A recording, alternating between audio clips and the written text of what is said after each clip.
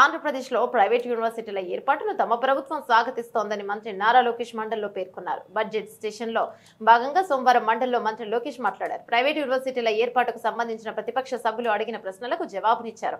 తమ ప్రభుత్వం గతంలో ప్రస్తుతం కూడా గ్రీన్ ఫీల్డ్ యూనివర్సిటీల ఏర్పాటును ప్రోత్సహిస్తోందని స్పష్టం చేశారు. ఇందులో భాగంగా తీసుకొచ్చిన యూనివర్సిటీల చట్టం ప్రైవేట్ యూనివర్సిటీల ఏర్పాటుకు అనుకూలంగా ఉందన్నారు. అయితే గత ప్రభుత్వం ఈ చట్టానికి పలు సవరణలు చేసి ప్రైవేట్ యూనివర్సిటీలను ఏపీకి రాకుండా అడ్డంకులు సృష్టించిందని ఆరోపించారు. ప్రధానంగా కంపల్సరీ జాయింట్ సర్టిఫికేషన్లు, డిగ్రీస్ నిబంధనలు తీసుకొచ్చారని చెప్పారు.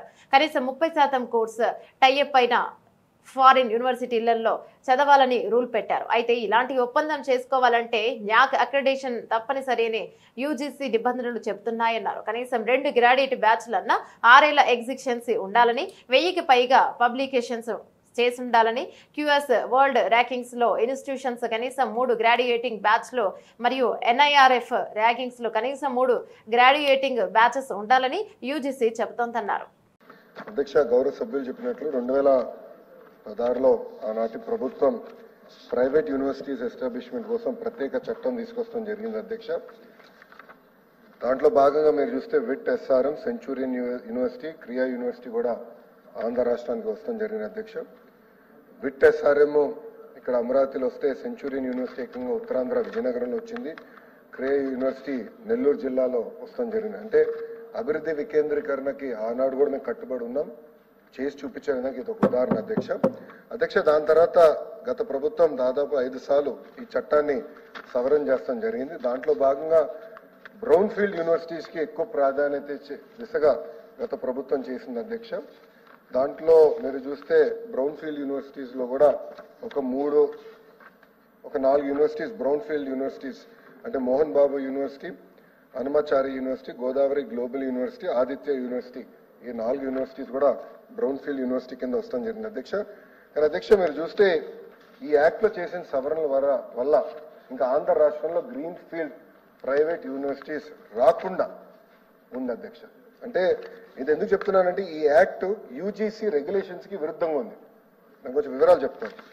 ప్రధానమైనది ఏంటంటే ఈ యాక్ట్ లో ఏం చెప్పారంటే compulsory joint certification of degrees అనేది మ్యాండేటరీగా పెట్టారు. సో దాంతో ఏమవుతుందంటే అధ్యక్ష, minimum 30% of the course foreign universities తో టైఅప్ అయిన యూనివర్సిటీలో 30% అక్కడికి వెళ్ళి చదవాలని ఉంది అధ్యక్ష. కానీ యూజీసీ ఏం చెప్తుందంటే ఒకవేళ ఒప్పందం చేయాలంటే కంపల్సరీగా నాక్ అక్రెడిటేషన్ ఉండాలి ఆ ఇన్స్టిట్యూషన్స్ కి, మినిమం 2 గ్రాడ్యుయేటింగ్ బ్యాచెస్ అన్నా లేదా 6 సంవత్సరాలు ఆఫ్ ఎగ్జిస్టెన్స్ ఉండాలి. అదే విధంగా కనీసం 1000+ పబ్లికేషన్స్ చేసి ఉండాలి. క్యూఎస్ వరల్డ్ ర్యాంకింగ్స్ లో institutions must have at least 3 graduating batches అని, ఎన్ఐఆర్ఎఫ్ ర్యాంకింగ్స్ కి వచ్చేగల కనీసం 3 గ్రాడ్యుయేటింగ్ బ్యాచెస్ ఉండాలని యూజీసీ చెప్తుంది. అంటే మనం చేసిన చట్టాలు యూజీసీకి కాంట్రడిక్టరీగా ఉండటం వల్ల మనకి ప్రైవేట్ రంగంలో విశ్వవిద్యాలయాలు రాకుండా పోయినాయి అధ్యక్ష. మనం చూస్తే మన జరిగిన ఎడ్యుకేషన్ దానిపైన కూడా మనం డిస్కస్ చేసాం. Gross enrolment ratio in higher education చూస్తే అధ్యక్ష, ఆంధ్ర రాష్ట్రం 36.5%లో ఉంది. కానీ తమిళనాడు 47%, కేరళ 41.3%లో ఉంది.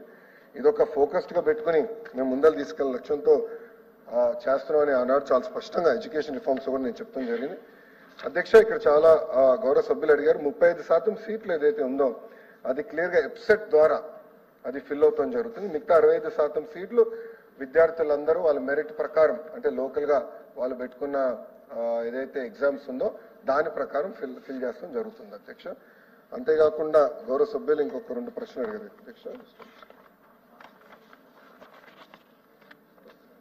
అధ్యక్ష. గౌరవ సభ్యులు కొన్ని ప్రశ్నలు అడిగారు. ఒకటి, ప్రభుత్వ విశ్వవిద్యాలయాలకు వచ్చేగల యూనిఫైడ్ యాక్ట్ తీసుకొస్తున్నామా లేదా అని అడిగారు అధ్యక్ష. అధ్యక్ష, అడ్మినిస్ట్రేషన్